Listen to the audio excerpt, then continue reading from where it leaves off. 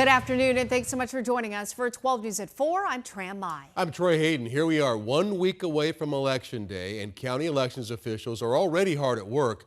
More eyes than ever are expected to be right here on us in Arizona. Security and protecting polls, workers, and ballots remains a top priority. 12 News journalist Bianca Bono joins us live now outside Maricopa County's Tabulation and Election Center. And Bianca, what's the plan there? Well, guys, good afternoon. You may remember back in 2020 seeing this building behind me surrounded by protesters. Obviously, so much has changed since then. For starters, you could probably see multiple layers of fencing that it's been put up to protect the building itself. And earlier this afternoon, Sheriff Russ Skinner provided some new insights on what their plan is come next week. Now, for some background, Maricopa County is the 4th most populous county in the country. It's also the 3rd largest voting district. That gives you a little bit of perspective as to why so much attention is paid to election results here. MCSO says prior to 2020, they would usually have around 40 to 50 deputies working elections. They would follow the ballot trucks into McTech, and once they were secured, they were essentially done for the night. That has changed.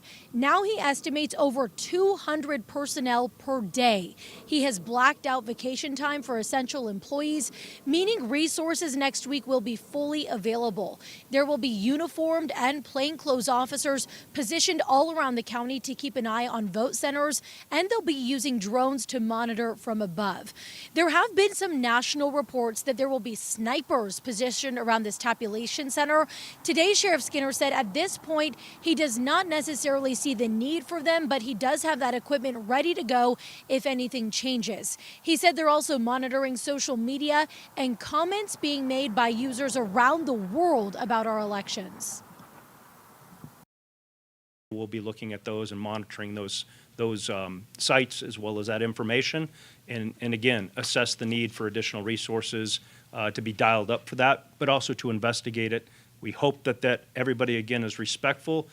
The results are the results, and we can't predict what the response is going to be, but don't cross the line of basically committing a crime. And Skinner said, given what history has shown us here in Maricopa County, his security plan extends far beyond just Election Day. Now, during that press conference, we also got some new information about numbers. Where are we at in early voting compared to where we were at this time in 2020? We are diving into those numbers coming up tonight on 12 News at 5 o'clock. For now, we're live in Phoenix. Bianca Bono, 12 News.